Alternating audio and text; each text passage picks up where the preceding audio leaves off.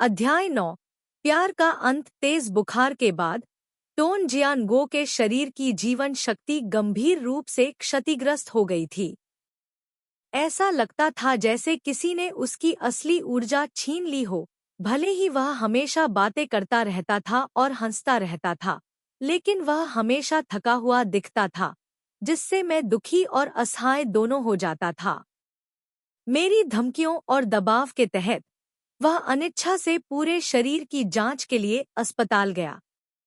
मैं अपनी माँ से मुझे कुछ पौष्टिक खाद्य पदार्थ दिखाने के लिए कहना चाहता था, लेकिन मैं फिर भी उनसे संपर्क नहीं कर सका। इसलिए मुझे वेलेरिया और नीना को परेशान करना पड़ा। ऑस्ट्रिया में अध्ययन के लिए आवेदन करने के बारे में कोई खबर नहीं थी, इसलिए मुझे दोनों तरफ से तैयारी करनी पड़ी। 7 में से 6 विषयों में 5 अंकों के साथ मेरी शैक्षणिक उपलब्धि के साथ पियानो विभाग में प्रवेश करना कोई समस्या नहीं है, लेकिन मुझे एक नई चुनौती का सामना करना पड़ता है। Odessa national academy of music के पियानो विभाग में कई विषय यूक्रेनी भाषा में पढ़ाए जाते हैं, जो मुझे बड़ा सिरदर्द दे रहा है। 8 महीने से अधिक समय तक यूक्रेन आने के बाद हालांकि मेरी रूसी भाषा में काफी सुधार हुआ है, लेकिन यह केवल दैनिक जीवन में संवाद करने के लिए पर्याप्त है। जहाँ तक यूक्रेनी भाषा का सवाल है, मैं केवल कुछ सरल वाक्य समझता हूँ, और मेरा स्तर इतना खराब है कि मुझे इसे पूरक करना पड़ता है। इसके अलावा अकादमी जुलाई के मध्य में गर्मी की छुट्टियाँ शुरू करती है। तैयारी विभाग खत्म करने से पहले मुझे अभी भी बहुत सारे छोटे मोटे मामले सुलझाने हैं, इसलिए हर दिन मुझे घर और स्कूल के बीच आना जाना पड़ता है। एक दिन स्कूल छोड़ते समय घर के रास्ते में मैं कुछ ताज़ी समुद्री मछली और सब्जियां खरीदने के लिए पास के बाजार में गया। अपनी बीमारी के बाद टोन जियानगो का स्वाद बहुत बदल गया। उसे बुढ़िया की तरह नरम गर्म चीजें खाना पसंद है। मैं उसके खाने के लिए मकई या आलू के बिना मछली और अंडे पकाने के लिए केवल कुछ मसालों का उपयोग कर सकता था। जब मैंने घर का दरवाजा खोला तो घर एक चादर की तरह शांत था। पहली और दूसरी मंजिल पर कोई आवाज नहीं थी। न तो लाओ कियान और न ही खाओ वेई घर पर थे, और मुझे टन जियानगो का कोई निशान नहीं मिला क्योंकि जब्त किया गया शिपमेंट अभी भी पुलिस के हाथों में था। पुलिस अभी तक अंतिम निष्कर्ष पर नहीं पहुंची थी, इसलिए टन जिया का नौकरी एनजीओ थी और लाओ टिएन को रुकने के लिए मजबूर होना पड़ा। ऐसा कहा जाता है कि ला ताई मध्यस्थता करने का एक तरीका ढूंढ रही है। वह इसमें शामिल पक्षों के लिए एक साथ बैठने और सबसे इष्टतम समाधान निकालने की व्यवस्था करने की योजना बना रही है। लाओ टिएन पूरे दिन घर पर रहना बर्दाश्त नहीं कर सकता है। उन्होंने पूछा अन्य व्यावसायिक अवसरों की तलाश में बाहर जाना। मुझे यह अजीब लगता है कि टन जियानगो के घाव पर लगे टाके हाल ही में हटा दिए गए थे। मुझे आश्चर्य है कि वह कहाँ भाग गया जबकि उसकी छवि अभी भी इतनी बदसूरत थी। मैं खाना रखने के लिए रसोई में गया और फिर टन जियानगो को खोजने के लिए ऊपर गया। मैंने उसे अध्ययन कक्ष में एक फोल्डिंग कुर्सी पर लेटा हुआ पाया। उसने सूरज की रोशनी को रोकने के लिए अपनी आंखों पर हाथ रख लिया था। मैं उसके पास आया और धीरे से उसके हाथ के पिछले हिस्से को छुआ। क्या आप सो रहे हैं? आप बिस्तर पर क्यों नहीं जाते? यहाँ लेट जाओ। सर्दी लगना आसान है। मुझे नींद नहीं आती, टन जियानगो बोला। उसकी आंखें अभी भी बंद थी। क्या आप अभी तक घर आए हैं? हाँ, आप बहुत ज्यादा पूछ रहे हैं। आज आप इतनी जल्दी घर क्यों आ गए? मैं पहुंचकर टन जियानगो के पास बैठ गया, मेरे हाथ को सहलाने के लिए। उसकी पलकों पर झुर्रियां नरम हो गईं और वह मुस्कुराया। तुम्हारा मतलब क्या है?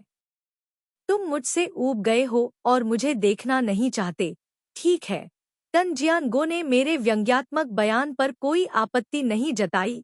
उसने मेरा हाथ पकड़कर उठाया। सूरज की रोशनी वाली सही जगह पर जाओ और अपनी आंखें तिरछी करके देखो नगिया। मेरी उंगलियां लंबी और पतली हैं, जोड़ उभरे हुए नहीं हैं। और मेरी 5 उंगलियां सूरज की रोशनी में गुलाबी हैं। के तन जियानगो ने मेरा हाथ अपने गाल पर रखा और जारी रखा, यह अजीब है। मुझे प्रशंसा करने के लिए दूसरी भाषा का उपयोग क्यों करना पड़ता है ताकि मुझे शर्मिंदगी महसूस न हो? रूसी में का अर्थ है सुंदर। हम दोनों के लिए एक ही कुर्सी पर बैठना वाकई असहज था। मैं उसकी गोद में बैठना चाहता था, लेकिन उसके माथे पर सूजे हुए घाव को देखकर मैं इसे बर्दाश्त नहीं कर सका। मैंने हल्के से उसके कान की लौ को खरोचा। ऐसा इसलिए है क्योंकि तुम एक विकृत हो। तन जियानगो एक पल के लिए चुप रहा, फिर वह अचानक सीधा बैठ गया। उसकी अभिव्यक्ति बेहद गंभीर थी। गंभीरता से बैठो, मुझे तुमसे कुछ कहना है। मैं चौंक गया। तुम क्या कर रहे हो? लोगों को इस तरह मत डराओ। माई माई, तन जियानगो ने धीरे से कहा, शब्द दर शब्द। जब मैं स्कूल पहुंचा तो मेरे पिता ने मुझे फोन किया। हुआ? मैं तुरंत सीधा बैठ गया। क्या हो रहा है? मेरे पिता ने मेरे सेल फोन पर कॉल क्यों नहीं किया? आपका? मेरे पिताजी ने कहा कि वह मुझे अपने सेल फोन पर कॉल नहीं कर सकते। चलिए अब इस बारे में बात नहीं करते हैं। माई माई, मैं आपको बताना चाहता हूँ, आपकी माँ की आज किडनी खराब हो गई है। स्थिति बहुत गंभीर है। मेरे पिता चाहते हैं कि मैं तुरंत घर लौट आऊं। मानो मुझ पर बिजली गिर गई हो। मैंने उसकी ओर एकटक देखा। स्थिति गंभीर है। तुम्हारी माँ? यह सही है। तन जियानगो ने सिर हिलाया। उसने मेरा हाथ कसकर पकड़ लिया। अधीर मत बनो। मैंने पहले ही किसी को हवाई जहाज का टिकट बुक करने के लिए कहा है। आज रात तुम जा सकते हो। मैंने उसका हाथ धकेलने की कोशिश की। मुझे बस यह महसूस हुआ, मुझे अपने अंगों में ठंडक महसूस हुई। मेरी छाती पर ऐसा लगा जैसे चाकू मार दिया गया हो, जिससे मेरी सांसें रुक गईं। मेरी माँ एक व्यावसायिक यात्रा पर है। मेरी आवाज कांप उठी। मैं बीमार कैसे हो सकती हूँ? तुमने मुझसे झूठ बोला। मुझे विश्वास नहीं हो रहा है। मुझे घर फोन करना होगा और अपने पिता से पूछना होगा। तन जियानगो ने अपने होंठ भींचे और देखा मुझे, मानो उसे डर था कि अगर उसने अपना मुंह खोला तो वह कुछ अनुचित कहेगा। मैंने जल्दी से फोन नंबर मिलाया। कई बार फोन नहीं लगा। मैंने जोर से फोन के कीबोर्ड पर हाथ मारा। यह कैसा सड़ा हुआ फोन है? तन जियानगो ने मेरा फोन छीन लिया और नंबर डायल किया। फिर उसने मुझे फोन दिया। फोन कनेक्ट हुआ और जैसे ही मैंने दूसरी ओर से अपने पिता का हेलो सुना, मैं तुरंत टूट गया और आवाज उठाई। तुमने मुझसे झूठ क्यों बोला? तुमने मुझे जल्दी घर क्यों नहीं लौटने दिया? मुझे तुमसे नफरत है। मैंने अभी तक अपना वाक्य पूरा नहीं किया था। मेरा मुंह कसकर बंद कर दिया गया था। तन जियानगो ने मेरे हाथ से फोन छीन लिया और कहा, हेलो, मैं ट्रायू माई का दोस्त हूँ। यह सही है। आपने अभी सुबह फोन किया था। उसने अभी खबर सुनी। उसका मूड स्थिर नहीं है। चिंता मत करो, मैं उसे सांत्वना दूंगा। वह आज रात की उड़ान लेगी। कीव हवाई अड्डे से प्रस्थान करेगी। कल सुबह 10:30 बजे बीजिंग हवाई अड्डे पर लौटेगी। मैंने जारी रखने के लिए संघर्ष किया, लेकिन तन जियानगो ने जाने से इनकार कर दिया। उसने मुझे कसकर पकड़ लिया और मेरे पिता से बात करने के लिए मुड़ा। मैं उसे विमान में देखूंगा। चिंता मत करो। हाँ, बीजिंग में भी लोग होंगे। स्वागत है। बस ध्यान केंद्रित करें, घर की देखभाल पर विनम्र मत बनो। नमस्ते। फोन बंद करने के बाद तन जियानगो ने मुझे धक्का दिया और मेरी ओर घूरकर देखा और मुझे डांटते हुए कहा, ट्रियू माई, तुम कब बड़ी हो जाओगी? तुम्हारे माता पिता को तुम्हारी पढ़ाई छूट जाने का डर था, इसलिए उन्होंने तुम्हें बताने से इनकार कर दिया। मुझे पता है, मेरे पिता के दिल में वह निश्चित रूप से मुझसे ज्यादा दुखी हैं। आप अभी भी अपने पिता पर क्यों चिल्ला रहे हैं? आप क्या करना चाहते हैं? मैं कुछ नहीं करना चाहता। मैंने तुरंत उसकी आस्तीन पकड़ ली। जैसे पानी पर तैर रहे लकड़ी के आखिरी टुकड़े को पकड़ लिया हो। मेरी माँ के बिना मैं जो कुछ भी करता हूँ उसका कोई मतलब नहीं है। मेरी माँ को यह भी नहीं पता था कि मैं 6 विषयों में अधिकतम अंक प्राप्त करने की कोशिश कर रहा था, क्योंकि मैं विश्वविद्यालय प्रवेश परीक्षा में असफल होने पर उनकी निराशा और उदासी की भरपाई करना चाहता था। मैंने अपना चेहरा उठाया और अपने आंसू नहीं गिरने देने की कोशिश की। मेरे पैरों ने सारी ताकत खो दी। मैं खड़ा नहीं रह सका, इसलिए मैं धीरे से नीचे बैठ गया। माई माई, मेरी बात सुनो, रो मत। अब रोने का समय नहीं है। तन जियान गो भी मेरे बगल में बैठ गया। उसका हाथ मेरे हाथ को कसकर पकड़ रहा था। उसकी उंगलियां खुरदरी थी।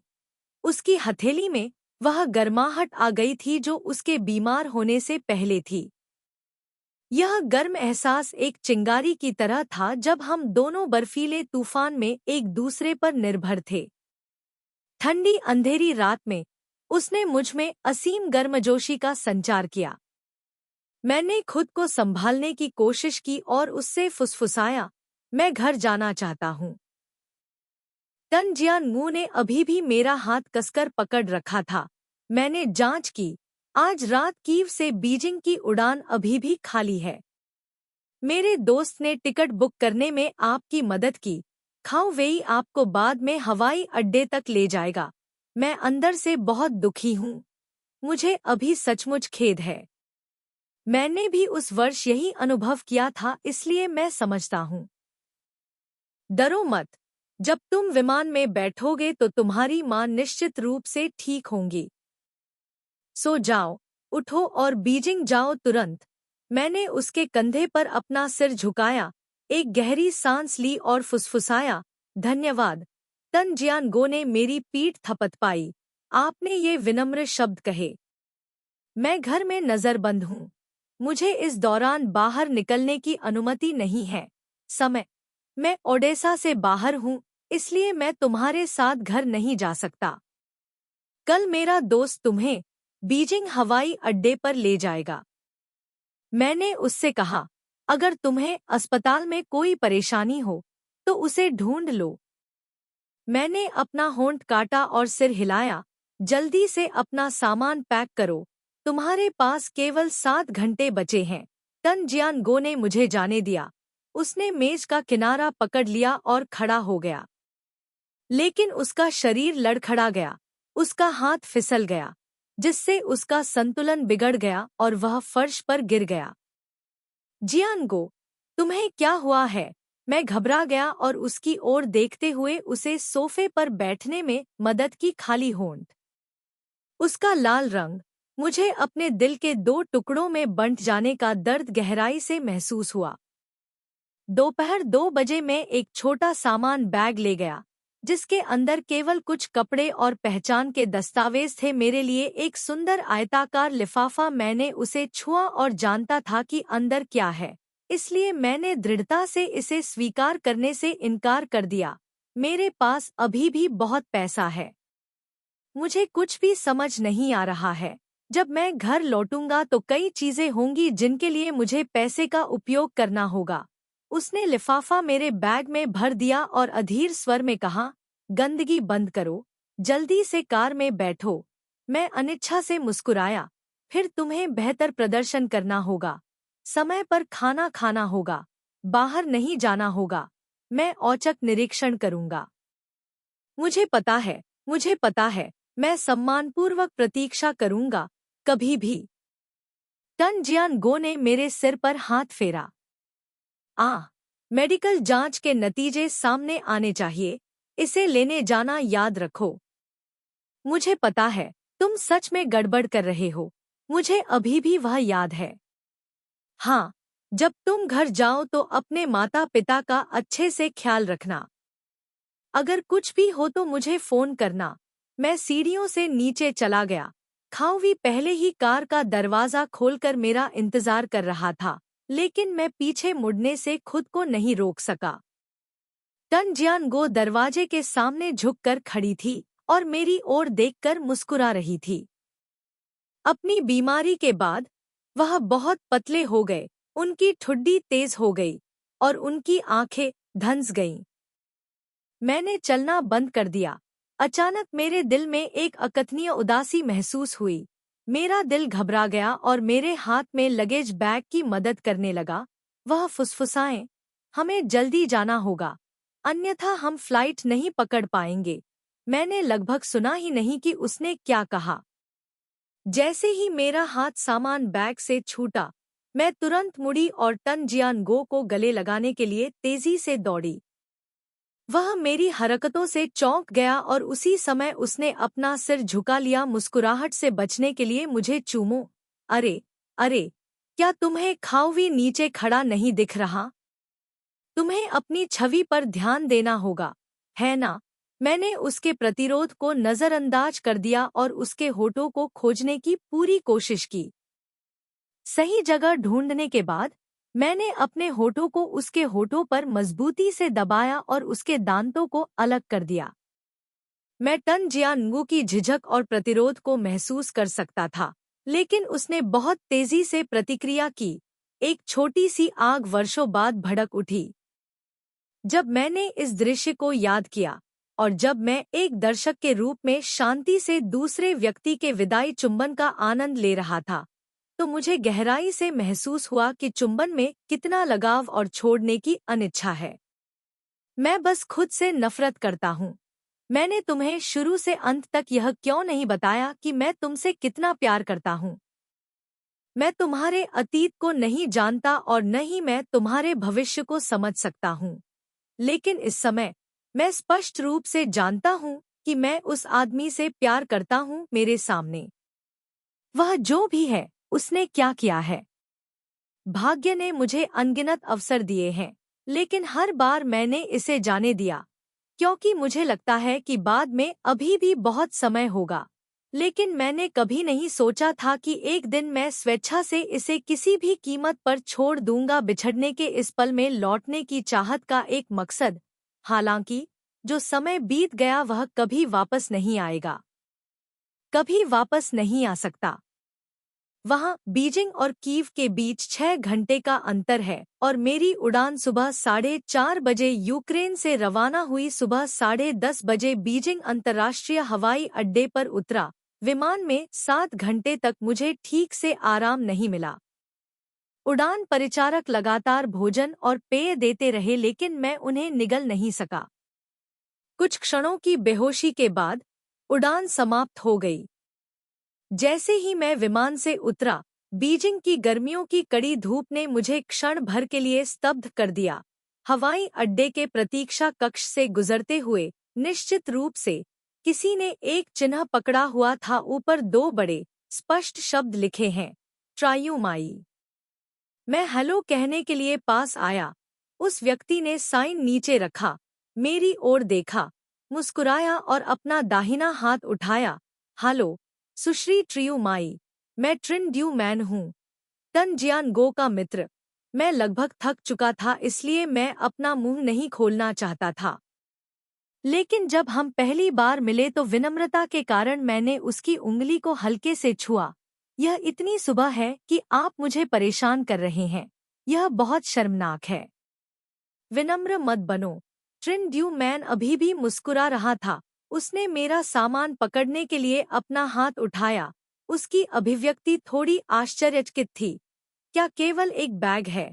मैंने सिर हिलाया और कुछ नहीं कहा, बस मेरा बैग ले लिया। पार्किंग स्थल? उसने चलते समय पूछा। क्या आप पहले घर जाना चाहते हैं या अस्पताल जाना चाहते हैं? मैंने तुरंत उत्तर दिया, अस्पताल। ट्रिन ड्यू मैन ने चलना बंद कर दिया। वह एक पल के लिए झिझका और फिर अपना मुंह खोला। आज सुबह सुबह मैं आपकी माँ के उपस्थित चिकित्सक को देखने के लिए अस्पताल गया था। मेरे दिल ने धड़कना बंद कर दिया। मेरी माँ कैसी हैं? डॉक्टर ने क्या कहा? वास्तव में? वह मुड़ा और मेरी ओर उत्साहपूर्वक मुस्कुराते हुए बोला, आज सुबह सुबह तुम्हारी माँ पेशाब करने में सक्षम थी, जिसका मतलब है कि तुम्हारी माँ ने मूल रूप से मूत्र त्याग न कर पाने की खतरनाक अवधि को पार कर लिया है। मैंने अपना सिर झुका लिया। मेरी पहली प्रतिक्रिया अपने पिता को फोन करने की थी। लेकिन जब मैंने अपना सेल फोन छुआ तो मुझे अचानक याद आया कि मेरे पास बीजिंग फोन कार्ड नहीं है। ट्रिन ड्यूमैन ने मेरे विचारों का अनुमान लगाया और धीरे से मुस्कुराया। कार और कॉल करने के लिए मेरे फोन का उपयोग करें। मैंने कृतज्ञतापूर्वक सिर हिलाया। मेरा तनावपूर्ण मूड थोड़ा शांत हुआ। इस बिंदु पर मुझे ट्रिन ड्यूमैन को देखने का मन हुआ। वह एक नाजुक और सुंदर व्यक्ति था, लगभग तन जियान गो की ही उम्र का। एक साफ सुथरी और फैशनेबल कार्यालय पोशाक में वह एक सुंदर स्वभाव का परिचय देता है। जब वह मुस्कुराते हैं तो उनकी आंखें पानी की तरह कोमल होती हैं, जो सीधे लोगों के दिलों में बहने में सक्षम होती हैं। जेड की तरह शांतिपूर्ण उनके लिए एक बहुत ही उपयुक्त उपमा है। कार में बैठने के बाद ट्रिन ड्यूमैन ने मुझे अपनी सीट बेल्ट बांधने के लिए कहा और अपना फोन निकालकर मुझे दे दिया। इससे पहले कि मैं फोन नंबर डायल कर पाता, सेल फोन अचानक बज उठा, इसलिए मुझे उसे वापस देना पड़ा। ट्रिन ड्यूमैन ने स्क्रीन पर नजर डाली और फोन उठाया। दूसरे भाई, क्या समय हुआ है और क्या आप हैं? अभी भी जीवित है, कॉलिंग? पूरी रात सो नहीं सका? हाँ। मैंने इसे उठाया।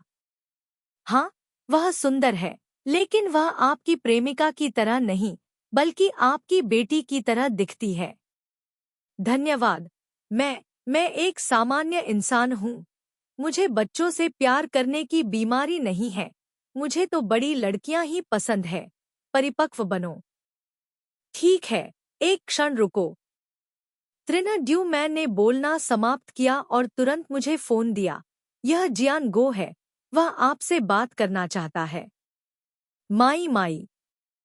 दूसरी ओर से टन जियान गो की आवाज आई। क्या आप ठीक हैं? आप ठीक हैं, लेकिन आप अभी तक सो क्यों नहीं रहे हैं? वहाँ सुबह के 4 या 5 बजे हैं। मैं पहले से ही अस्वस्थ हूँ और मैं इसे बर्दाश्त नहीं कर सकता। अच्छे से आराम करो। मैं थोड़ा गुस्से में था। मेरी चिंता मत करो, मैं बाद में सोऊंगा। मेरे दोस्त की बात सुनो, माँ बहुत बेहतर महसूस कर रही है। कृपया निश्चिंत रहें और कुछ दिनों के लिए अपने माता पिता की देखभाल करें। बच्चों की तरह व्यवहार मत करो। मैं तुम्हें स्पष्ट रूप से सुन रहा हूँ।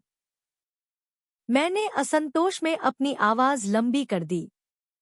ठीक है, मैं तुम्हें अब और परेशान नहीं करूँगा। ओह ठीक है, चलो निर्णय करने की कोशिश करें। तुम्हारे भाई और मैं, कौन अधिक सुंदर है? मैंने चुपके से ट्रिन ड्यू पर नजर डाली। तुम हो और भी सुंदर। तन जियान गो ने फोन के दूसरे छोर पर जोर से हंसते हुए कहा। आपकी यह बात सुनकर मैं मानसिक शांति के साथ मर जाऊंगा। मुझे बताओ, उस लड़के ने बचपन से ही मुझ पर बहुत एहसान किया है। तुम्हें मेरी ओर से इसे वापस लेना होगा।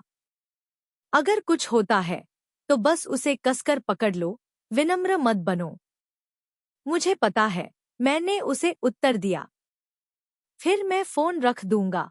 याद रखना कि मैं नियमित रूप से पार्टी को रिपोर्ट करता रहूं। सावधान रहना कि मेरे भाई के बहकावे में न आए। वह हमेशा लड़कियों के साथ पानी की तरह नरम व्यवहार करता है। कोई भी विरोध नहीं कर सकता। मैंने फिर से अपने बगल वाले व्यक्ति की ओर देखा और अपनी आवाज धीमी कर ली। हाँ। ट्रिन ड्यूमैन चुपचाप चला गया। उसने अपने होठों को सिकोड़ लिया और मुस्कुराने की कोशिश की। ऐसा लग रहा था जैसे उसने हमारी अधिकांश बातचीत सुन ली हो। मैंने उसे फोन किया। उसने पूछा। मुझे अचानक याद आया कि मुझे क्या करना चाहिए। सबसे पहले मेरे पिता का सेल फोन। मेरे पिता थके हुए और प्रसन्न स्वर में बोले, यह अच्छा है कि तुम वापस आ गए। तुम्हारी माँ तुम्हें बहुत याद करती थी। अस्पताल के गेट पर ट्रिन ड्यूमैन ने अपने सूट की जेब से एक बिजनेस कार्ड निकाला और मुझे दिया। उन्होंने बिजनेस कार्ड पर हस्तलिखित नाम और फोन नंबर की ओर इशारा किया। यदि आप चाहें तो यह व्यक्ति मूत्र विज्ञान विभाग का प्रमुख है। यदि कोई प्रश्न हो तो कृपया मुझे बताएं। मेरा व्यवसाय कार्ड ले और उसे ढूंढें। यदि वह काम नहीं करता है तो कृपया मुझे व्यवसाय कार्ड पर दिए गए फोन नंबर पर कॉल करें। मैंने सिर हिलाया, बिजनेस कार्ड स्वीकार किया और कार से बाहर निकल गया। मैंने अपना सामान बैग उठाया और कुछ कदम चला, यह सोचते हुए कि वापस कैसे मुड़ूं। ट्रिन ड्यूमैन ने कार का दरवाजा नीचे खींच लिया। क्या आप कुछ भूल गए? नहीं, मैं कहना चाहता हूँ। धन्यवाद। मैं वास्तव में आपकी चिंता और सौम्य रवैये की सराहना करता हूँ। ट्रिन ड्यूमैन मुस्कुराए। आप क्या कह रहे हैं? जियान गो मेरी सबसे अच्छी दोस्त है। उसकी कहानी भी मेरी कहानी है। यदि आप उसे धन्यवाद देना चाहते हैं तो बाद में उसे धन्यवाद दें। मैं मुस्कुराया, कुछ कदम पीछे हट गया, फिर उसे अलविदा कहा। टन जियान गो और ट्रिन ड्यूमैन दो विपरीत छोर वाले लोग हैं, लेकिन उनमें एक सामान्य विशेषता है। जब वे मुस्कुराते हैं तो उनकी आंखों के कोने अर्धचंद्राकार की तरह मुड़ जाते हैं। चांद।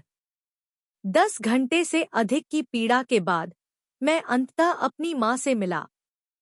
मेरी माँ उस खतरनाक दौर से बच गई। जब वह आईसीयू से बाहर आईं, तब भी वह मुस्कुरा सकती थी और मुझसे कुछ शब्द बोल सकती थी। लगातार किडनी धोने के कारण मेरी माँ की त्वचा शुष्क और काली हो गई थी, जिससे मेरे लिए यह विश्वास करना कठिन हो गया था कि यह मेरी नाजुक और सुंदर माँ थी। आईसीयू गंभीर मामलों के लिए एक विशेष देखभाल अस्पताल कक्ष है। मेरे पिता घर और अस्पताल के बीच आने जाने में व्यस्त थे। वह इतने थक गए थे कि उनका वजन 5 किलोग्राम कम हो गया। उनके माथे पर झुर्रियां गहरी हो गईं और उनके कुछ बाल झड़ गए और अधिक अंक। मैं अपनी माँ के पास गिर पड़ी और सिसकने लगी, केवल अपने आप से नफरत करने लगी कि अगर मैं उस साल जिद्दी नहीं होती और देश में कॉलेज गई होती तो मैं अपने माता पिता से इतनी दूर नहीं होती। और न ही मेरी माँ को ट्यूशन और जीवन यापन के खर्चों के लिए पैसे कमाने की जरूरत नहीं है। मेरे लिए खर्चे महंगे हैं। वह शारीरिक थकावट के कारण गिर गई। मैं आधे महीने से अधिक समय तक घर पर रहा, जब तक उसकी शारीरिक स्थिति धीरे धीरे स्थिर नहीं हो गई।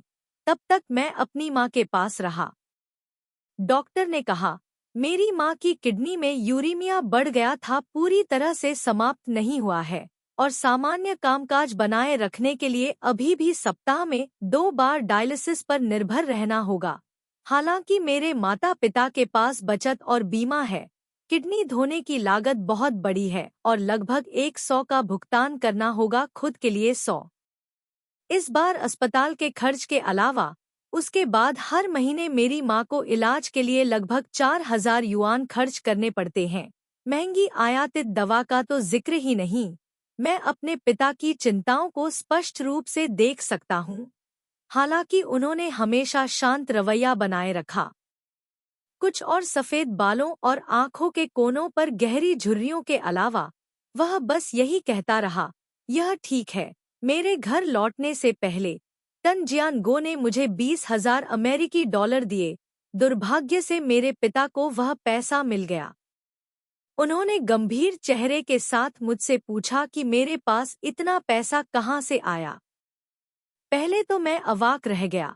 मैंने कहा कि मैंने इसे एक दोस्त से उधार लिया था। नतीजतन मेरे पिता को टन जियान गो के साथ फोन कॉल याद आया।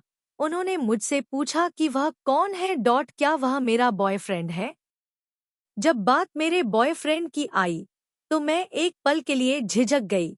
मुझे लगा कि मैं इसे छिपा नहीं सकती, इसलिए मुझे इसे स्वीकार करना पड़ा।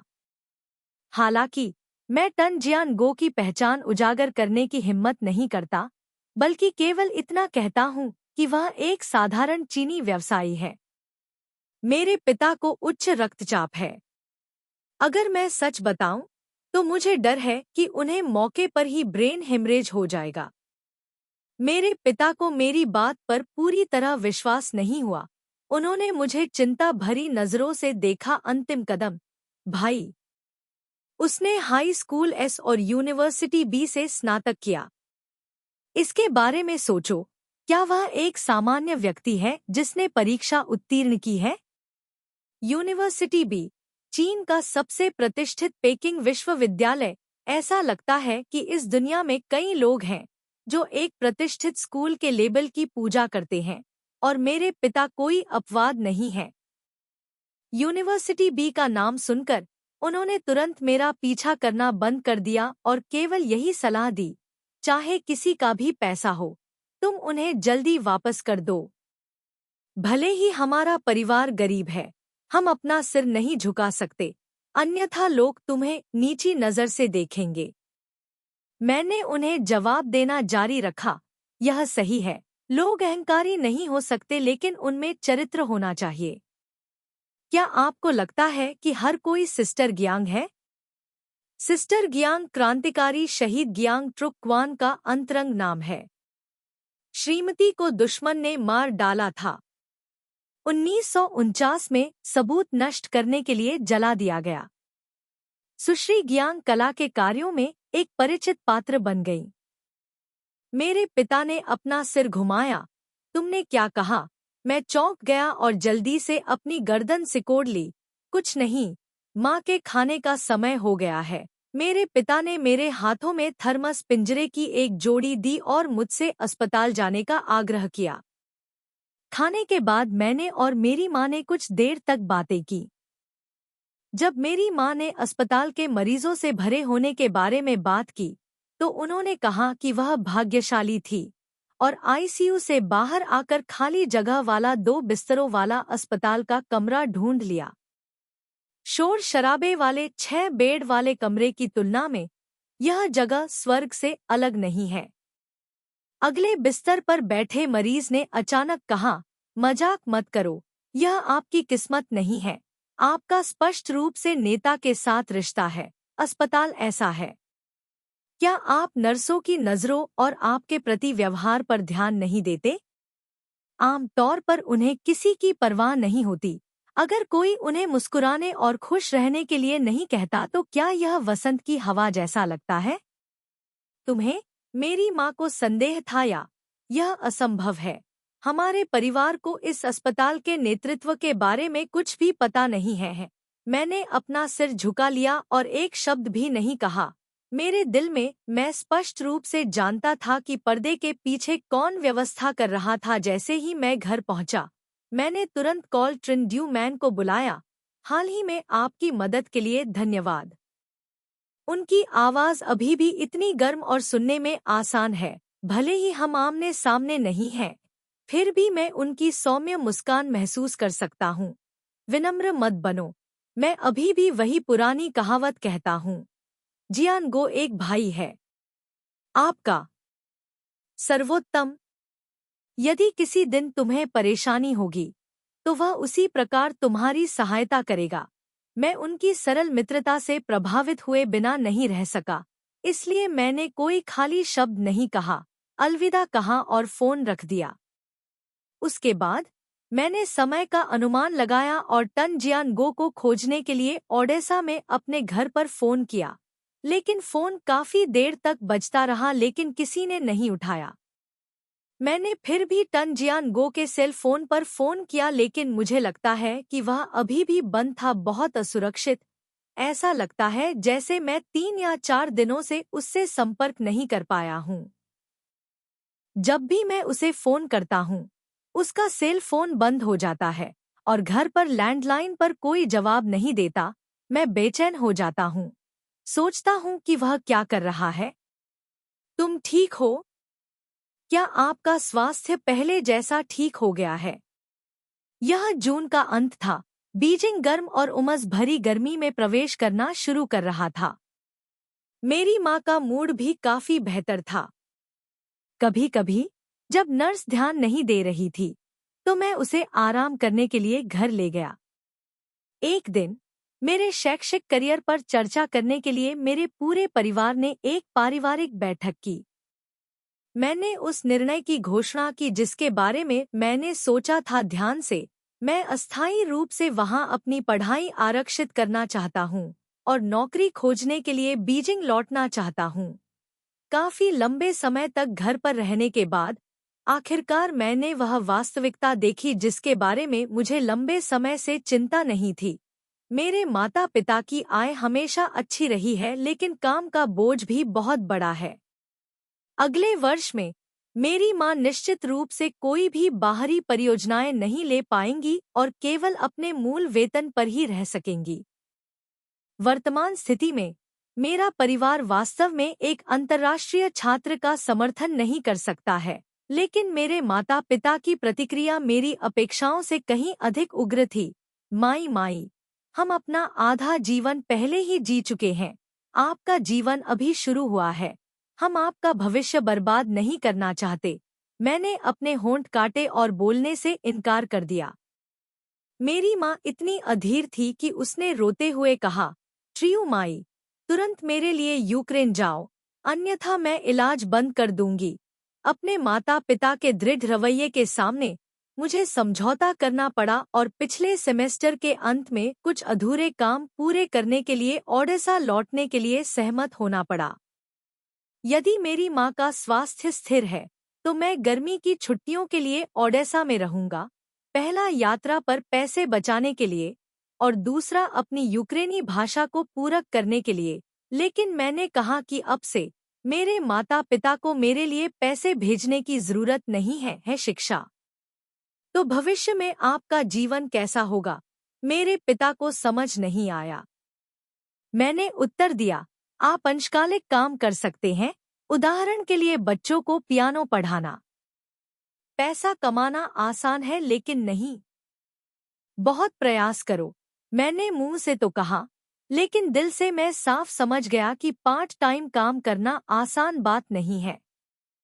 एक चीनी अंतर्राष्ट्रीय छात्र जो मेरी तरह रूसी भाषा में पारंगत नहीं है, पैसा कमाना चाहता है, तो इसका एकमात्र तरीका 7 किलोमीटर बाजार में सामान बेचना या कैसीनो में वेटर के रूप में काम करना है। दैनिक जीवन, लेकिन ट्यूशन फीस एक दूर का सपना है।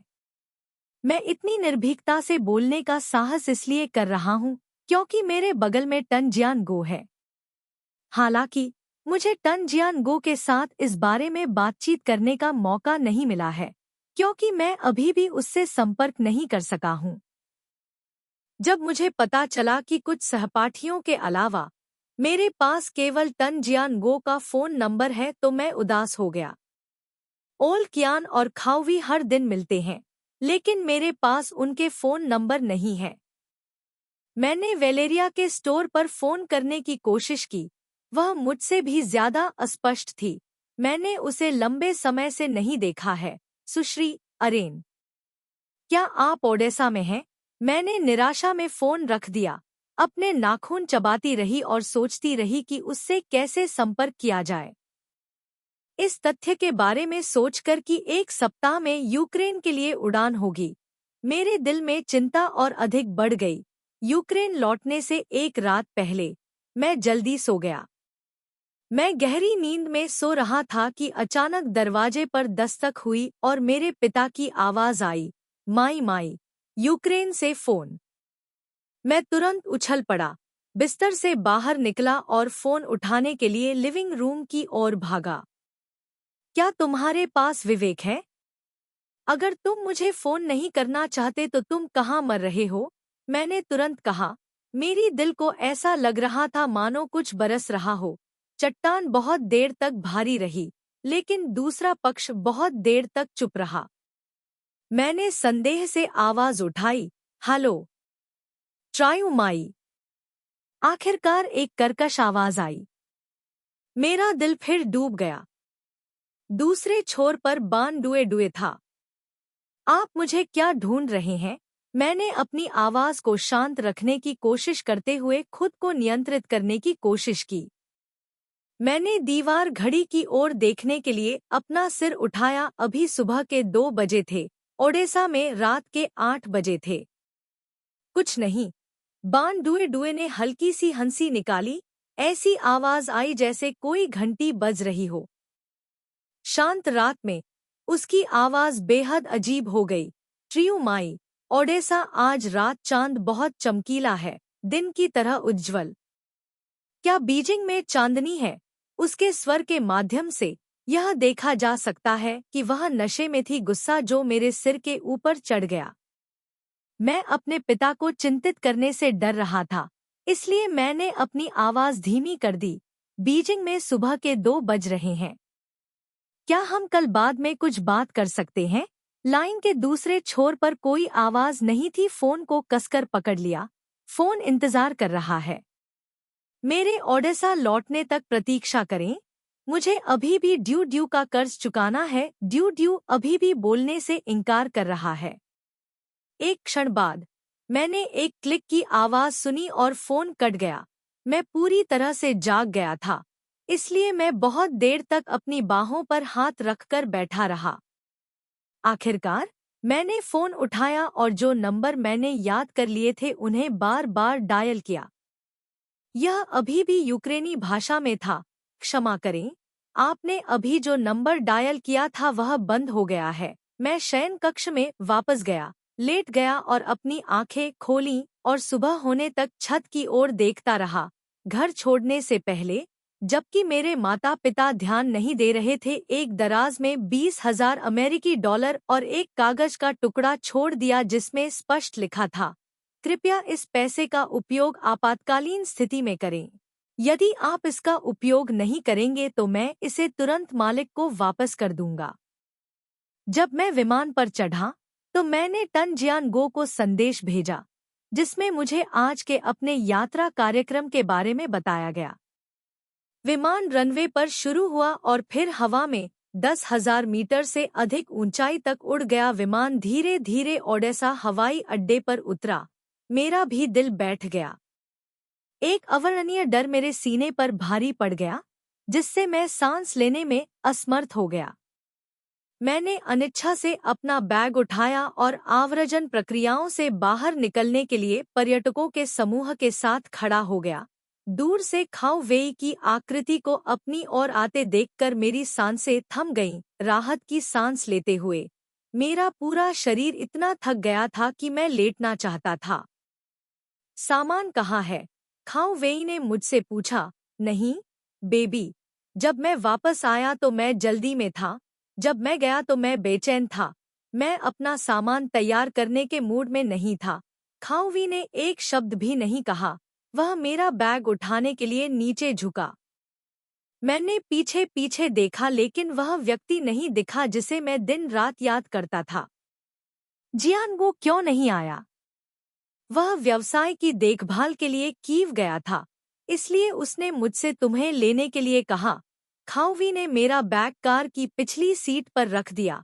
उसने अपना सिर झुकाया और मेरी ओर देखने से इनकार कर दिया। मुझे पता था कि वह झूठ बोल रहा है, लेकिन मैं उसे मोड़ना नहीं चाहता था। मैं यात्री सीट पर बैठ गया और चुपचाप अपनी सीट बेल्ट बांध ली।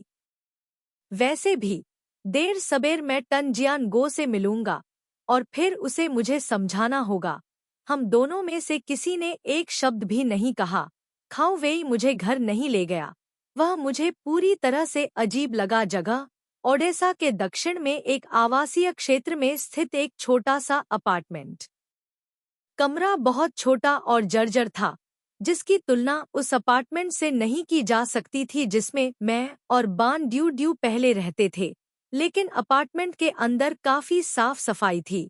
निजी सीढ़ियां थी, पूर्ण है पर्याप्त रसोई और स्नानघर।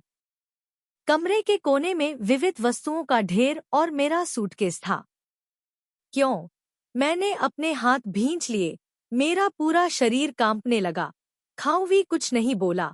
उसने अपने हाथ अपनी जेबों में डाल लिए। उसका चेहरा काला पड़ गया। वह बहुत उलझन में था। क्यों? मैंने सवाल दोहराया। मेरे पैर अस्थिर लग रहे थे। उसने अंततः अपना मुंह खोला। समय बहुत जरूरी है। आप अभी कुछ दिनों से यहाँ हैं। बाद में उसने मुझे क्यों भगाया? वह तुम्हें शामिल नहीं करना चाहता, नहीं चाहता कि तुम उसकी परेशानियों में फंसो। तुम्हारा मतलब क्या है? मैं समझ नहीं पा रहा हूँ। खाओवी ने अपनी जेब से एक अखबार निकाला और बिस्तर पर रख दिया। मैंने अनिच्छा से अखबार उठाया और उसे देखने लगा। मेरे हाथ कांपने लगे। अखबार 10 दिन पहले प्रकाशित हुआ था। मैंने अखबार में टन जियान-गो की तस्वीर देखी।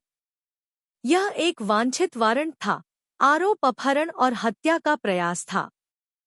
मेरे पैरों तले जमीन खिसक गई। दुनिया पूरी तरह से ढह गई इससे पहले कि मेरी आंखें अचानक काली पड़ गईं। जब मैं उठा तो मुझे पता चला कि मैं खाओवी की कोहनी पर झुका हुआ था। मुझे इतना चक्कर आ रहा था और मिचली आ रही थी कि मैं मुश्किल से खड़ा हो सका। खाओवी ने मेरी मदद करने की कोशिश की, लेकिन मैंने उसे धक्का दिया और बिस्तर पर जाकर लेट गया। इस बार लगातार 10 दिनों तक बिस्तर पर पड़े रहने की बारी मेरी थी। मुझे केवल इतना याद है कि उस दौरान मुझे उल्टी होती रही और तेज बुखार रहा। डॉक्टर आए और चले गए। खौवी ने घर नहीं छोड़ा। कोमा में मुझे केवल यह महसूस हुआ कि उसने मुझे खाने के लिए दवा और दलिया दिया था, लेकिन मैं उसे निगल नहीं सका। मैंने अनिच्छा से थोड़ा सा खाया और उल्टी कर दी। कई बार मुझे उस पर उल्टी भी हुई। कभी-कभी जब मैं थोड़ा जागता था तो मेरे मन में अचानक एक विचार आता था, क्या मैं मरने वाला हूँ? लेकिन अंत में मेरा बुखार कम हो गया और मेरी आत्मा धीरे-धीरे ठीक हो गई। खाओ वेई मुझसे बहुत डर गया था। उसने कहा, ट्रायू माई, आपका जीवन वास्तव में बड़ा है। आपको इतने दिनों तक बुखार था, लेकिन यह सूजन में नहीं बदला। फेफड़े। मुझे लगा कि वह जीवित नहीं बचेगी। मैं उसे देखकर मुस्कुराया। कितना अच्छा होता यदि वह जीवित नहीं बचती। मुझे किसी चीज या किसी के बारे में चिंता करने की जरूरत नहीं होगी, क्योंकि एक बार जब मैं जागूंगा तो मुझे वांछित नोटिस पर आपके चेहरे का सामना करना पड़ेगा। टन जियान-गो एक चतुर और तर्कसंगत व्यक्ति है। आप यह बेवकूफी कैसे कर सकते हैं? मुझे समझ नहीं आया। बहुत सोचने पर भी समझ नहीं आया। मैंने खाओवी से पूछा, क्या उसे किसी और ने नुकसान पहुंचाया था? खाओवी एक पल के लिए स्तब्ध रह गया, फिर दोषी नजरों से मेरी ओर देखा। वह फूट-फूट कर मुस्कुराया। मुझे भी ऐसी आशा है, लेकिन ऐसा नहीं है। उसने वास्तव में ऐसा किया है। उसने ऐसा किया है। कुछ सेकंड के लिए मुझे समझ नहीं आया कि खाओवी क्या कह रहा है। मैंने केवल उसके होंठ हिलते हुए देखा। लेकिन मुझे अचानक होश आया। आशा की आखिरी किरण गायब हो गई। वह कहाँ है? खाओवी ने मेरी नजरें बचाकर गहरी सांस ली और अपना मुंह खोला। पुलिस उसे हर जगह ढूंढ रही है। मुझे नहीं पता। मुझसे मत पूछो। मैं कुछ नहीं जानता। खाओ वेई के शब्द बहुत विरोधाभासी हैं। यदि आप टन जियान-गो से संपर्क नहीं करते हैं, तो आप मुझे लेने के लिए हवाई अड्डे पर क्यों आ सकते हैं? लेकिन अगर तुम बात नहीं करना चाहती तो मैं तुम्हें मजबूर नहीं करूंगा। तख्ते बन गए हैं। हर चीज को बचाने का कोई मौका नहीं है। हर चीज का कोई मतलब नहीं रह गया है। मैंने खिड़की के बाहर आसमान की ओर देखने के लिए अपना सिर घुमाया। आसमान में गहरे नीले सफेद बादल आलस्य से बह रहे थे। घर के बाहर एक बड़ा पेड़ है, जिसकी शाखाएं और पत्तियां खिड़की की ओर इशारा कर रही हैं। हरे पत्तों की पृष्ठभूमि पर सफेद फूल हैं। मुझे बीजिंग लौटने से पहले का समय याद है। हालांकि मैं अंदर से बहुत परेशान था, फिर भी सब कुछ सामान्य था और चीजें बेहतर के लिए बदल गई थी। मेरे द्वारा यहाँ छोड़े गए आधे महीने से अधिक समय में वास्तव में क्या हुआ? ऐसा लगता है कि पूरी दुनिया अत्यंत पौराणिक बनकर कक्षा से बाहर हो गई है। मिस्टर खाओ, कृपया चले जाइए। मुझे एक पल के लिए अकेला छोड़ दीजिए। मैंने थककर अपनी आंखें बंद कर लीं और खाओवी आश्चर्यचकित रह गया। आप बहुत बीमार हैं। मैं ठीक हूँ। मैं उठ बैठा। मुझे व्यक्तिगत स्वच्छता करने की जरूरत है। मेरे लिए यहाँ रहना सुविधाजनक नहीं है। 10 दिनों से अधिक समय तक बिना नहाए या बाल धोए मेरे बाल आपस में चिपक गए और मेरे पूरे शरीर से बहुत अप्रिय गंध आने लगी, लेकिन खाओवी इसे बर्दाश्त कर सका। वैसे भी मुझे अभी भी जीवन जारी रखना है। मुझे अभी भी इस शरीर की सावधानीपूर्वक देखभाल करने की आवश्यकता है। खाओवी ने भौहें चढ़ा दी। बेशक वह मेरा मतलब समझ गया था। वास्तव में, तुम ठीक हो। मैंने एक वाक्य पर जोर दिया। वह असहज लग रहा था। क्या आपकी कोई करीबी प्रेमिका है? क्या आप उन्हें 1 या 2 दिन के लिए आपकी देखभाल के लिए यहाँ आने के लिए कह सकते हैं? मैंने अपना सिर हिलाया। मैं किसी से नहीं मिलना चाहता अब, बस अकेले रहना चाहता हूँ। लेकिन खाओ वेई को यह कहते हुए सुनकर मुझे अचानक किसी की याद आ गई। मुझे जाने से पहले का फोन कॉल याद आ गया, इसलिए मैं जोर से हंसा। क्या आप जानते हैं, मिस्टर खाओ, मेरे यहाँ आने से पहले पेंग डुए डुए ने मुझे फोन किया था। वह वास्तव में भयानक है। क्या उसने अपनी इच्छानुसार बदला लिया? खौवी 2 कदम पीछे हट गया। उसके चेहरे पर भय झलक रहा था। उसने मुझे ऐसे घूरा जैसे उसने कोई भूत देखा हो। Bang due due. वह लड़की। जिस दिन आप ओडेसा लौटे, उस लड़की की मृत्यु हो गई। मेरे चेहरे की मांसपेशियां एक पल के लिए ठिठक गईं। मेरे शरीर पर रोंगटे खड़े हो गए। मैं पूरी तरह से भूल गया कि मैंने अभी क्या कहा था। वह मर गया? यह कब हुआ? मैं उस अजीब फोन कॉल के बारे में सोचते हुए होश में आया, इतना डर गया कि मेरी आवाज ही खो गई। फिर उस रात, उसके जाने से 1 रात पहले, उस लड़की ने किराए के अपार्टमेंट में गैस से आत्महत्या कर ली। अगली सुबह तक इंतजार करें। पड़ोसियों ने इसका पता लगाया और पुलिस को बुलाया। इसकी सांसें बंद हो चुकी थी।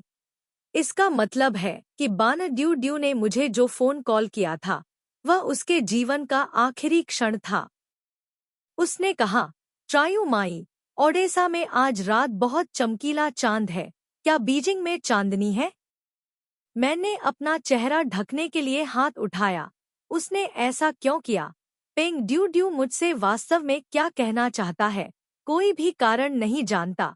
मैंने सुना है कि उस लड़की ने कोई वसीयत नहीं छोड़ी है। लेकिन पुलिस ने शव की जांच की और पाया कि इसमें नशीली दवाओं का इस्तेमाल किया गया था। मैंने आश्चर्य से अपना सिर उठाया। ड्रग्स का इस्तेमाल किया गया? खाओवी ने सिर हिलाया। क्या आपको याद है कि लाताई ने क्या कहा था? लाताई? उसने क्या कहा? यह 1 महीने से अधिक समय पहले हुआ था, लेकिन मुझे ऐसा लगता है जैसे यह सदियों पहले हुआ था।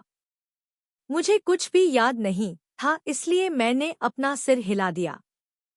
खाओवी ने आह भरते हुए कहा, वे लोग कौन हैं जिनके साथ बान दुए दुए हैं?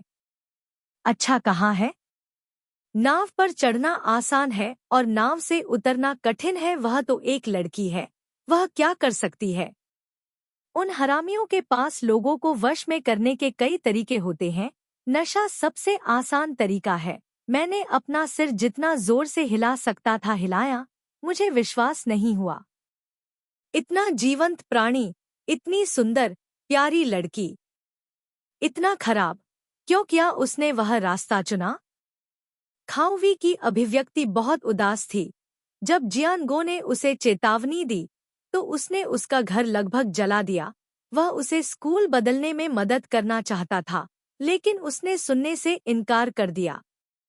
इसके बारे में सोचें, अगर वह फायर अलार्म नहीं होता, तो जियानगो अग्निशमन विभाग से नहीं जुड़ा होता, भविष्य में कई चीजें नहीं होती। यह भाग्य होता। मैंने अपनी आंखें बंद कर ली। दिल में सोच रहा था, यह चाकू से वार करने जैसा है। दर्द इतना लकवाग्रस्त है। मैं भी उन लोगों में से एक हूँ जिन्होंने उसे कगार पर धकेल दिया। यह एक ऐसा भाग्य है जिससे बचना मुश्किल है। जो कड़ियाँ एक साथ जुड़ती हैं, वे शुरू से ही पूर्व निर्धारित होती हैं। वी ने मेरा अपार्टमेंट छोड़ दिया। जाने से पहले उसने एक नोट छोड़ा। टन जियानगो के साथ कुछ घटित होने के तुरंत बाद वह और लाओ टियन दोनों उस घर से चले गए जिसमें वे पहले रहते थे, ताकि दूसरे के प्रतिशोध से बच सकें। जब तक कि उसने दरवाज़ा बंद नहीं कर दिया, मैं अनिच्छा से बिस्तर से बाहर निकला और धीरे धीरे चलने लगा। कुछ कदम चलने के बाद मैं पसीने से लथपथ थी। कमरा बेहद गंदा था। मैंने सामान के ढेर पर घुटने टेक दिए और अपना नाइटगाउन और तौलिया खोजा, तो मुझे पता चला कि वह सबसे ऊपर था, एक काले पुरुषों की शर्ट जो सपाट मुड़ी हुई है। मुझे लगा जैसे मुझे जोर से पीटा जा रहा है। मैं अपनी शर्ट पकड़कर खड़ा हो गया। टन जियान गो की शर्ट में से यह मेरी पसंदीदा शर्ट है। हर बार जब वह यह शर्ट पहनता है और काला चश्मा लगाता है तो मैं उसे चिढ़ाता हूँ कि वह कीनू रीव्स के छोटे भाई जैसा दिखता है। कीनू रीव्स एक हॉलीवुड स्टार हैं जो मैट्रिक्स फिल्म श्रृंखला के मुख्य अभिनेता हैं। इस फिल्म में वह अक्सर काली जैकेट और काला चश्मा पहनते हैं। टन जियान गो ने मेरे लिए यह शर्ट क्यों छोड़ी? क्या तुम चाहते हो कि मैं तुम्हें न भूलूं? मैं बहुत देर तक दीवार के सहारे चुपचाप खड़ा रहा। जब मैं थोड़ा आगे बढ़ा तो मुझे अपनी जेब में कुछ सरसराहट सुनाई दी। मैंने ध्यान से उसे बाहर निकाला और देखा कि वे कागज के 2 टुकड़े थे। एक भूमिगत बैंक की जमा पर्ची थी, दूसरी जमा पर्ची थी। यह एक पावर ऑफ अटॉर्नी है। ऊपर हस्तलिखित शब्द हैं। मैं सुश्री ट्रियूमाई को भेजे गए सभी पैसे को संभालने के पूरे अधिकार के साथ सौंपने के लिए सहमत हूँ। नीचे तारीख और उनके हस्ताक्षर हैं। एक तरफ खाली है। मैंने अपने नाम पर हस्ताक्षर किए लगभग 50,000 अमेरिकी डॉलर की राशि मुझे बिना किसी शर्त के दी गई। मेरे घुटने कमजोर थे, मेरे शरीर के वजन को झेलने में असमर्थ थे। मैंने उसकी शर्ट को कसकर पकड़ लिया। शर्ट अभी भी घुटनों के बल फर्श पर टिकी हुई थी, गर्माहट और हल्की सिगरेट की गंध। यह बहुत परिचित लग रहा था, जैसे वह मेरे ठीक बगल में हो। लेकिन वास्तव में हमारे बीच की दूरी एक दुर्गम क्षितिज है। मेरी छाती जाम हो गई है, जिससे मुझे सांस लेने के लिए अपना मुंह खोलना पड़ता है। मैं रोना चाहता हूँ, लेकिन मेरे आंसू सूख गए हैं। बहुत देर तक एक ही स्थिति में रहने से मेरा पूरा शरीर सुन्न हो गया, जब तक कि बाहर पूरी तरह से अंधेरा नहीं हो गया। मैं अनिच्छा से उठ खड़ा हुआ और दीवार के सहारे बाथरूम की ओर चला गया। गर्म पानी से मेरे अंग धीरे धीरे ठीक हो गए और मेरी सोच स्पष्ट हो गई। मैंने पानी उबाला, अपने पास मौजूद नूडल्स के कटोरे को भिगोया और निगलने की कोशिश की। फिर मैंने अपने बाल सुखाए, साफ कपड़े पहने और खाओ वेई की तलाश करने लगी। वह घर पर नहीं था। मैं दरवाजे के बाहर सीढ़ियों पर बैठकर उसका इंतजार कर रही थी।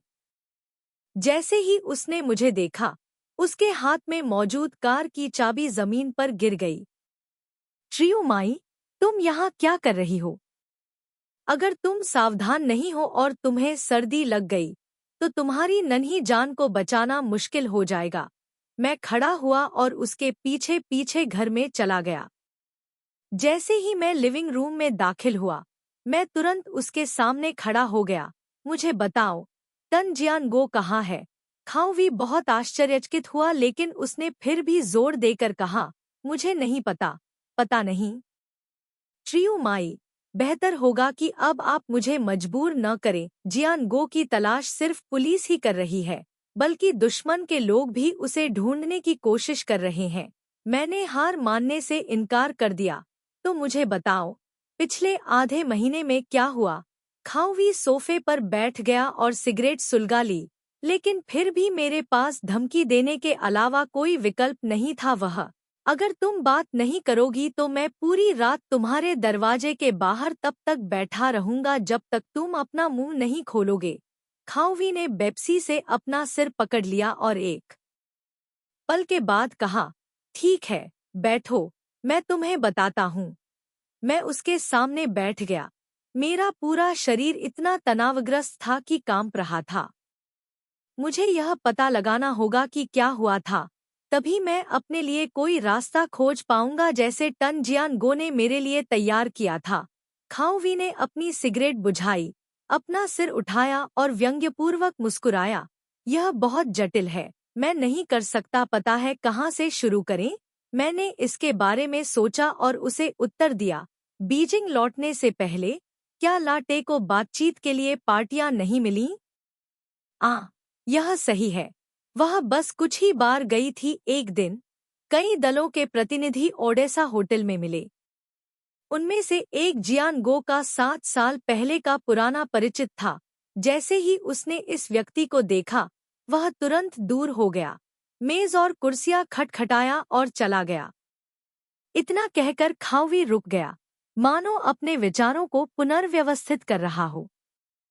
या शायद बहुत सारे सुराग थे, इसलिए वह नहीं जानता था कि इसे स्पष्ट रूप से कैसे बताया जाए।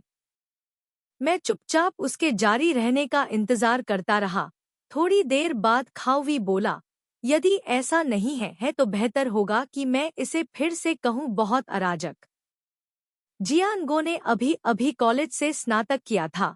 वह देश में एक कंपनी खोलना चाहता था, लेकिन उस समय उसके पिता अभी भी पद पर थे। बूढ़ा व्यक्ति विशेष रूप से सतर्क था। उसे डर था कि वह देश में परेशानी पैदा करेगा, उसकी स्थिति को प्रभावित करें। उसे दृढ़ता से असहमत होना चाहिए कि बो जियानगो जीवित रहे या मर जाए। उसे विदेश में अध्ययन करने के लिए मजबूर किया गया।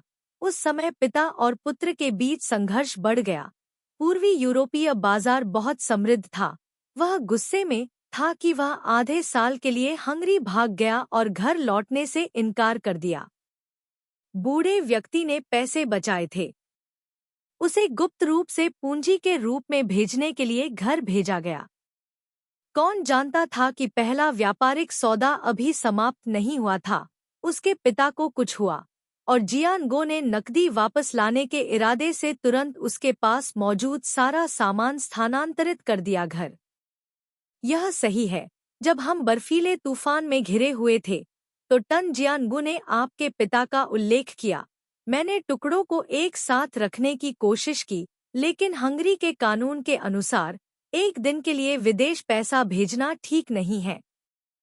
कुछ हजार अमेरिकी डॉलर से अधिक जियानगो के पास सारा पैसा देश में वापस लाने का जोखिम उठाने के अलावा कोई विकल्प नहीं था। किसी ने कहा कि वे उसकी मदद करेंगे और दूतावास के एक कर्मचारी को जियानगो राजनयिक से मिलवाएंगे, इसलिए देश छोड़ने पर कोई जांच नहीं होगी। नकदी का एक बड़ा हिस्सा उस व्यक्ति को सौंप दो और वह हवाई अड्डे पर केवल थोड़ा सा पैसा लेकर आया। क्या आप अनुमान लगा सकते हैं कि आगे क्या हुआ? कुछ भी। खाओवी बेप्सी से मुस्कुराया। वह सीमा शुल्क निरीक्षण गेट से गुजरा, कैफे में बैठ गया और उस व्यक्ति के आने का इंतजार करने लगा। एक क्षण बाद उस व्यक्ति ने उसे फोन किया। उसने कहा कि उसे सीमा शुल्क विभाग ने पकड़ लिया है और पुलिस अभी भी उसकी तलाश कर रही है। उसे जियानगो हर जगह थी। उसने उसे जल्दी से यहाँ से चले जाने को कहा। जियानगो उस समय केवल 22 साल की थी। अभी भी एक बच्ची थी जो जीवन को नहीं समझती थी। लोगों के दिलों में ऐसी खतरनाक अवधारणा से पूरी तरह अनजान थी। वह इतना डर गया कि नीला पड़ गया और आज्ञाकारी होकर विमान में चढ़ गया। जब तक वह उठा तब तक बहुत देर हो चुकी थी। यह सच है। इसमें कोई आश्चर्य नहीं कि टोन जियानगो ने कहा कि जब वह मेरी उम्र का था तो उसने मुझसे भी अधिक मूर्खतापूर्ण काम किए। लेकिन मुझे समझ नहीं आता कि मैं हमेशा ऐसा क्यों करता हूँ। अन्य लोगों की कहानियां सुने। आपने मुझे कभी क्यों नहीं बताया? जब हम बीजिंग वापस आए तो हम सभी ने कहा कि उसे धोखा दिया गया होगा, लेकिन बेवकूफ लड़के ने फिर भी इस पर विश्वास करने से इनकार कर दिया, इसलिए वह हंगरी लौट आया। किसी को ढूंढो पैसे मांगने के लिए। लेकिन वह आदमी बहुत जिद्दी था, चाहे कितने भी दोस्त बातचीत के लिए आएं। जियानगो ने लगभग घुटने टेक दिए, लेकिन उसने जोर देकर कहा कि पैसे पुलिस द्वारा जब्त कर लिए जाएं। उसके बाद बूढ़ा जियानगो गंभीर रूप से बीमार हो गया, इसलिए उसके दोस्तों ने उसके घर लौटने के लिए कुछ पैसे इकट्ठे किए। लेकिन जब वह पहुंचे तो बुजुर्ग की मौत हो चुकी थी। यह बात उसके दिल में एक गांठ बन गई। वह हमेशा बूढ़े की मौत में शामिल होने के लिए खुद को दोषी मानता था। अंतिम संस्कार समाप्त होने के बाद जियानगो की मां ने हमें उसे चावल खाने की सलाह देने के लिए कहा, क्योंकि बूढ़े व्यक्ति का निधन हो गया था। उसने अपनी आंतों में कुछ भी नहीं डाला था। हमने उसे बाहर निकाला और उसके मुंह खोलने से पहले उसे समझाने की कोशिश की, लेकिन जैसे ही उसने एक निवाला खाया, जियानगो जमीन पर गिर पड़ा और उसी पल से उसके पेट की बीमारी भी शुरू हो गई। कहानी सुनने के बाद मेरे दिल में बाहर से लेकर हड्डियों तक अनगिनत घाव दिखाई देने लगे, जो असहनीय थे। दर्द उस व्यक्ति के बारे में क्या जिसने जियानगो के पैसे निगल लिए, बस उसे ऐसे ही नजरअंदाज करो। थोड़ी देर बाद मैंने अपना मुंह खोला। खाओवी ने मुस्कुराते हुए कहा, त्रियू माई, क्या तुमने कभी किसी मछली को चारा काटते और फिर छोड़ देते देखा है? मुझे अचानक एहसास हुआ, आपने कहा था कि आप जिस व्यक्ति से 7 साल पहले मिले थे, क्या वह वही आदमी है? वह वही है, उसने कहा, जिस व्यक्ति का जियानगो ने अपहरण किया था। वह भी वही व्यक्ति है, यह सही है। हालांकि मैं जानता हूँ कि अपहरण और हत्या एक डरावना अपराध है, इस समय मैं टोन जियानगो को आसानी से माफ कर देता हूँ। लोग हमेशा बिना किसी कारण के अपने प्रियजनों का पक्ष लेते हैं। एक बार जब उनके प्रियजनों को कुछ हो जाता है, तो सही और गलत का कोई मतलब नहीं रह जाता है। मैं सिर्फ आपको स्वार्थी नहीं होने और इतने लापरवाह होने के लिए दोषी मानता हूँ। भले ही आप मेरे दिल में नहीं हैं, कम से कम आप ऐसा करते हैं। अपनी माँ के बारे में सोचो। चलो मैं तुम्हें घर ले चलता हूँ। खाओवी उठ खड़ा हुआ। तुम्हें आराम करना चाहिए और स्कूल वापस जाना चाहिए। अपनी पढ़ाई पर ध्यान देना चाहिए। अब इन चीजों में मत उलझो। आपने अभी तक बोलना समाप्त नहीं किया है। खाओवी ने थोड़ा गुस्से से मेरी ओर देखा। आप और क्या कहना चाहते हैं? वह लड़का किस तरफ से है? क्या वह पिछले जियानगो ट्रैप से संबंधित है? आखिर में उसने उसे असफल हत्या की साजिश बनने के लिए भागने क्यों दिया? खाओवी स्पष्ट रूप से परेशान दिख रहे थे। हे भगवान, मैंने पहले क्यों नहीं देखा कि आपका दिमाग इतना स्पष्ट है। अभी मुझे पता लगाने में देर नहीं हुई है। ठीक है, मुझे तुमसे बहुत डर लग रहा है। खाओवी को बैठना पड़ा। मुझे बताओ, तुम क्या जानना चाहते हो? क्या जियानगो का धन ठग अंततः थान डियन राज्य का सदस्य है या यूक्रेनी पक्ष का सदस्य है? उसे थान डियन गिरोह का सदस्य मानना भी संभव है, लेकिन यह पूरी तरह से सही नहीं है। इस व्यक्ति ने कुछ वर्ष पहले मध्य अफ्रीका में व्यवसाय किया था और यह बुरा नहीं था, लेकिन उसने गलती से किसी बड़े व्यक्ति को नाराज कर दिया और आधे साल पहले यूक्रेन आ गया। वह अभी भी सोच रहा था कि व्यापार कैसे किया जाए। तभी थान डियन गिरोह ने यूक्रेनी गिरोह से थान क्वान का वसायुक्त मांस लेना चाहा। इसलिए दोनों पक्षों ने मिलीभगत की और दुर्भाग्यपूर्ण जियानगो बलिदान बन गया। तो ट्रुंगफी बहुत परिचित लग रहा था। मैंने याद करने की कोशिश की और अंत में कुछ चीजों के बारे में सोचा। तो लाओ टिएन की गिरफ्तारी का मामला बंधक की स्थिति भी पैदा हुई थी उसके द्वारा। यह गलत नहीं है, लेकिन उस समय वह नहीं आए। जहां तक बाद में जो हुआ, उसका कारण यह था कि वह और थान दीन गिरोह एकजुट हो गए थे। लाटे इस लक्ष्य के साथ बातचीत करने के लिए निकले थे कि हर कोई एक कदम पीछे हट जाए ताकि हर कोई सुरक्षित रहे। लेकिन मुझे उम्मीद नहीं थी कि उस आदमी के साथ जियानगो का झगड़ा इस तरह हो जाएगा। कोई भी इसमें हस्तक्षेप नहीं कर सकता या इसे हल नहीं कर सकता। उसके बाद किसी ने नहीं सोचा था कि जियानगो ने उस आदमी को खत्म करने के लिए एक यूक्रेनी गैंगस्टर को काम पर रखने के लिए पैसे दिए थे। जिस रात उसने लाओ टिएन को बचाया था, उस रात तन जियानगो और लाओ टिएन की सभी तस्वीरें मेरी आंखों के सामने स्पष्ट रूप से दिखाई दे रही थी। तार्किक रूप से कहें तो मेरे लिए पीछे मुड़ना और वहां से चले जाना ही सबसे अच्छा था, इसलिए मैंने ऐसा किया। खाओ वेई की सलाह का पालन करते हुए ऐसा दिखावा करें जैसे यह कभी हुआ ही नहीं, चाहे कुछ भी हो। मेरे छात्र जीवन को जारी रखो। जो पैसा तुमने मुझे छोड़ा है उससे मैं सब कुछ भूल सकता हूँ। एक नई जगह पर जा सकता हूँ और फिर से शुरुआत कर सकता हूँ। सिद्धांत बेहद सरल है, लेकिन मैं ऐसा नहीं कर सकता। एक कहावत है कि प्यार एक है प्लेग। मुझे लगता है कि मैं उस कहावत को पूरी तरह से समझता हूँ, लेकिन अब समय नहीं बचा है। भले ही मेरे सामने कोई खाई हो, मैं अपनी आंखें बंद कर लूंगा और उस व्यक्ति का अपहरण कर लूंगा जिसने उसे धोखा दिया था। खाओ वेई ने ज्यादा कुछ नहीं कहा। उन्होंने केवल उस कहानी को संक्षेप में बताया। यूक्रेनी गैंगस्टर कुछ दिनों तक उस व्यक्ति के आवास के आसपास घात लगाकर बैठे रहे और आखिरकार उन्हें उसे पकड़ने का मौका मिला। उन्हें टन जियान गो से पैसे मिले थे, इसलिए उन्होंने उस आदमी को सुनसान उपनगरों में ले जाया। किसी को मारने और शव को दफनाने की तैयारी कर रहे थे, लेकिन हमले से ठीक पहले उन्हें समझ नहीं आया कि टन जियान गो ने अचानक पश्चाताप क्यों दिखाया। मुझे उस पर दया आ गई। यूक्रेनी गैंगस्टरों से बातचीत करें जिन्होंने लोगों को जाने दिया। यूक्रेनी गैंगस्टर निश्चित रूप से सहमत नहीं थे। एक बार जब उन्होंने कार्रवाई की तो वे किसी भी जीवित गवाह को नहीं छोड़ सकते थे। दोनों पक्ष अभी भी विवाद में थे और एक पुलिस कार वहां से गुजरी। यूक्रेनी गैंगस्टरों का ड्राइवर अचानक घबरा गया और गलती से कार एक बड़े पेड़ से टकरा गई।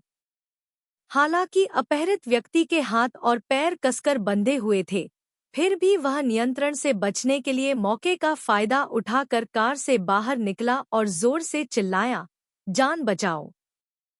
हत्या। यह देखकर कार में बैठे लोग मामूली रूप से घायल हो गए। वे सभी घबराकर भाग गए। अपहरित व्यक्ति को पुलिस ने मुक्त कर दिया। अपहरणकर्ताओं में से उसने केवल टन जियान गो को पहचाना। यह कहते हुए खाओ वी ने मेज पर अपनी मुट्ठी पटक दी। मुझे यह बताने की कोशिश करो कि यह आदमी मूर्ख है या नहीं। यदि तुम हो तो क्रूर, तुम्हें अंत तक क्रूर रहना होगा। उस समय उसने फिर भी टैंग टैंग की करुणा क्यों दिखाई? मैंने अपना सिर झुका लिया और कुछ नहीं कहा। मैं गलत समय पर नरम दिल होने के लिए भी तुमसे नफरत करता हूँ। घर के रास्ते में मैंने खाओ वेई से विनती की, मुझे उससे मिलने दो। बिल्कुल नहीं। खाओ वी ने दृढ़ता से इनकार कर दिया। जब तक आप नहीं चाहते कि उसे कैद कर लिया जाए, उसके सामने मौजूद स्थिति से टन जियान गो केवल बच सकता है।